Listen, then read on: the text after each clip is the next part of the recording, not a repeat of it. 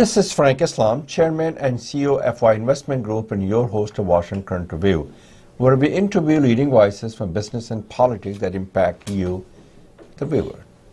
Today we are fortunate to have a guest who is an executive editor of India Abroad, a leading newspaper in the United States and all over the globe. And we want to express our deep gratitude for his leadership as he serves our community so well.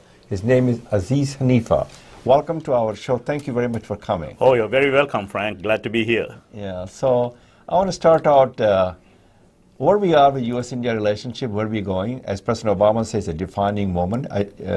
Relationship between the U.S. and India is still being defined? I would say so, yes, even though there was some concern during the initial months of the Trump administration. And as you know, both President Trump and Prime Minister Modi had a very good meeting in June of 2017. But then on, they had also discussed the fact that there would be a 2+2 meeting, which was going to be the successor to the strategic and commercial relations. Which has occurred not too long ago. Not too long ago, yes. But that got postponed a couple of times. Twice. And it was really not due to anything to do with the relationship.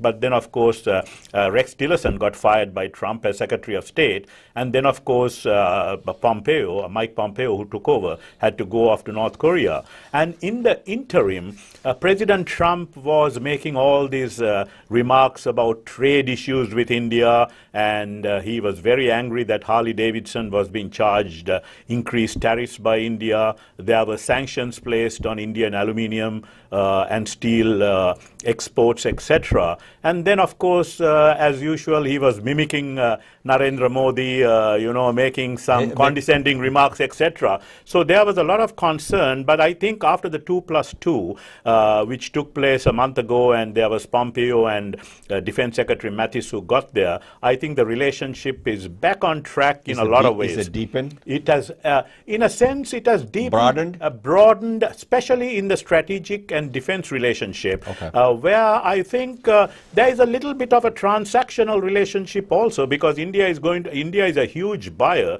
of U.S. defense equipment, gone from zero almost about a decade ago to almost about 15 billion. They're the largest. Yeah, lots of that. Buyer, yeah. So, and then of course there is that expectation on the U.S. side that India can be a counterweight to an increasingly aggressive and so-called expansionist China. Although India makes clear that it has no intention at all of being like a surrogate vis-a-vis China, and wants to protect its strategic autonomy very, very strongly, and makes no bones about it. Is there any kind of irritant between the relationship that could potentially be a problem in the future? I have a feeling the irritants would be essentially on trade matters. The trade? On trade. What about the tariff? It's and tariffs, trade, etc. Where when the U.S. imposed some sanctions on India and some tariffs, etc., India also hit back with a few tariffs, etc. And there was a little bit of a tit for tat. And of course, Trump likes bilateralism more than he likes multilateralism. That's why he doesn't see any sense in the WTO and even EU, etc. He likes to have bilateral trade relationships. And of course, I think a lot of these things will be hammered out when the U.S.-India Trade Policy Forum meets, I believe, next month. I understand the Secretary of Commerce is going there. Yes, yeah. And so I think that's where I think they are trying to reach some sort of modus vivendi and try to reach some sort of rapprochement so that these irritants don't get out of hand to the extent that, and essentially, like a lot of people say that they feel good that the adults in the room, that's Pompeo and Mattis, are sort of taking the relationship forward and trying to take it to the next level.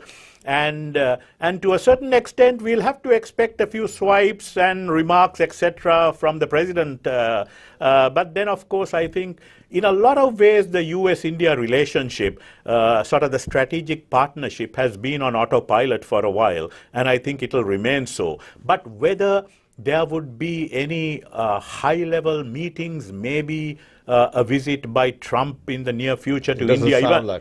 I don't know, even though he has an open invitation, and the Indians would love him if he would come to attend the Republic Day ceremony in January. But you know the thing with Trump, he likes to be the first. And the fact that President Obama, who is like his nemesis, was the historic person. I went with him. Yeah. Who was historic and was the first ever U.S. president, not only to go to this U.S. Republic Day and be the chief guest.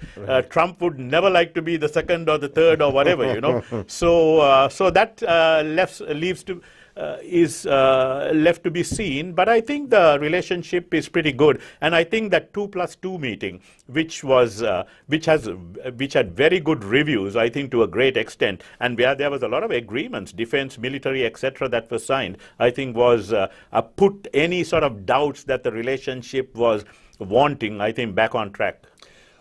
What's your thoughts on Indian diaspora playing an important role in this kind of a relationship? They played a very important role in U.S.-India nuclear deal. Absolutely. And what can they do to be politically engaged, to politically active, to make sure that the relationship is headed in the right direction and also deepens and broadens? Yeah, I think the Indian diaspora, when it comes to sort of zero in on the relationship, I think they are all in, even though there has been a lot of polarization, in fact, in the Indian diaspora, among the Democrats and the Republicans, and of course, and within the Republican Party itself, they all say that it's not the GOP anymore, it's the Trump party. Correct. But I think one great advantage is the U.S. Congress, where I think it's a given now that both in the House and in the Senate, there are so many friends of India, the India caucus, which is the biggest country caucus in the House, and the Senate India and it's caucus. A bipartisan support. A bipartisan support.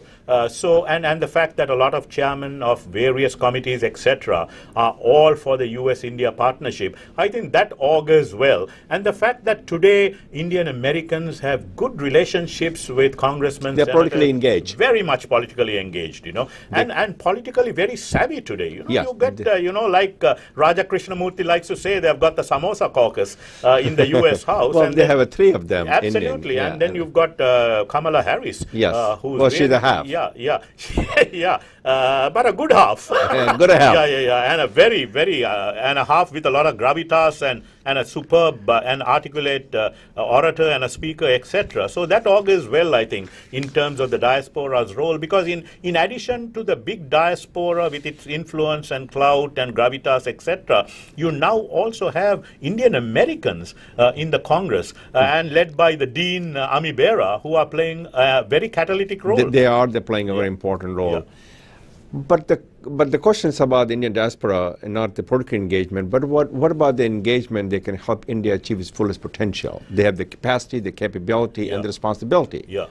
I think in that sense, I think I'm glad, and I think it's something that's been appreciated, I hope, very much by India too, in terms of the development philanthropy that's going on. And I remember listening to you during one of your recent speeches where you spoke about purposeful philanthropy. Very well said. Which is what it should be all about.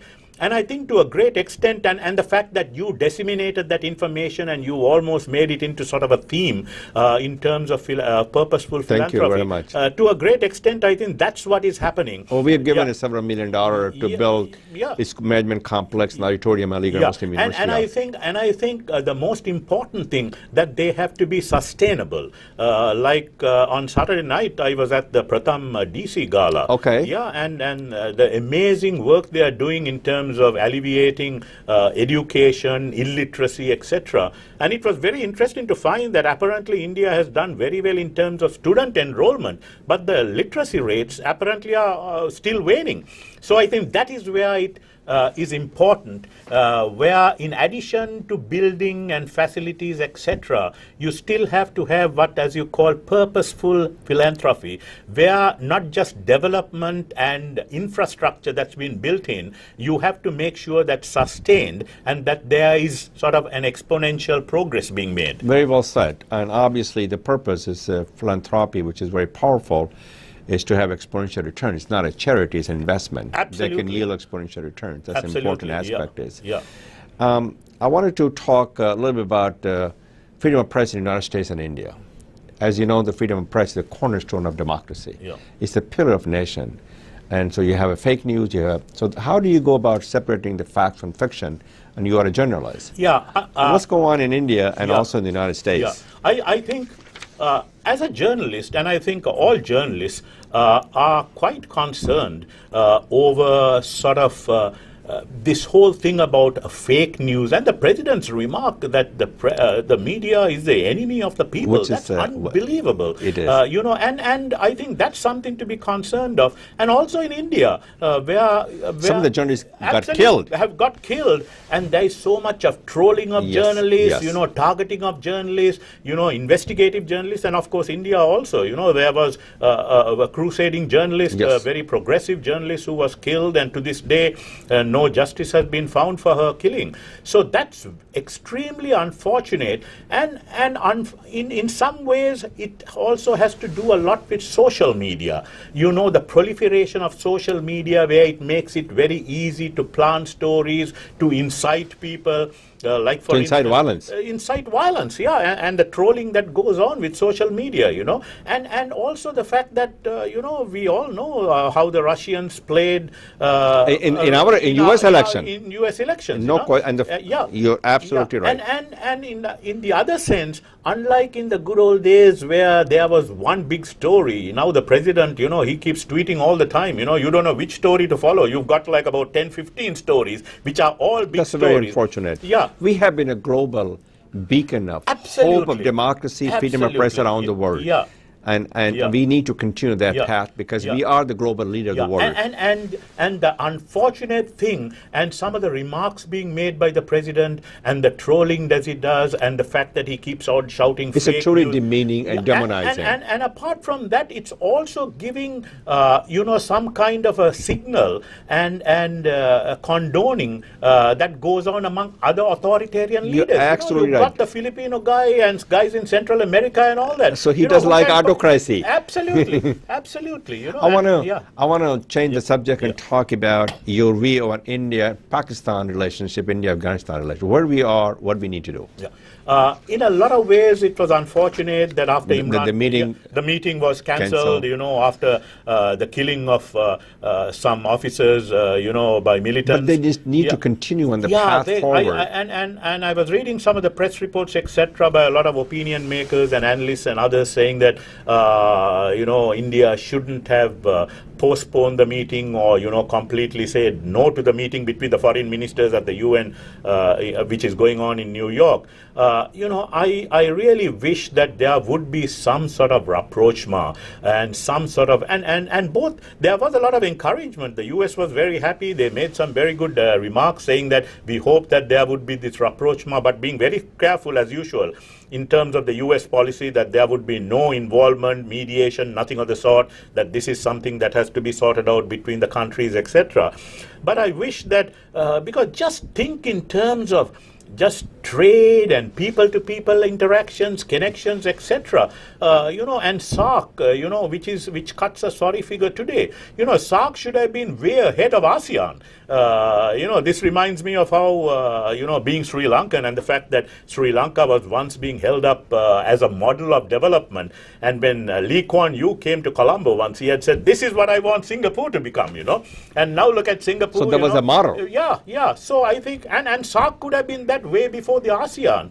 And then all of this spills over to Afghanistan also, you know, where there is so much of paranoia. You know, the Pakistanis get so paranoid about Indian involvement in Afghanistan, even if it is only for development and infrastructure, which is what they're doing. Which is what they're doing, and they've done great work, you know, building hospitals, building community centers, etc. So in that sense, I wish that there would be, the leadership would show the way, and I think it still calls for that kind of Atal Bihari Vajpayee kind of yatra, I think, you know, so that you could resurrect the relationship. Unfortunately, India's election is coming, and they use Pakistan as a target to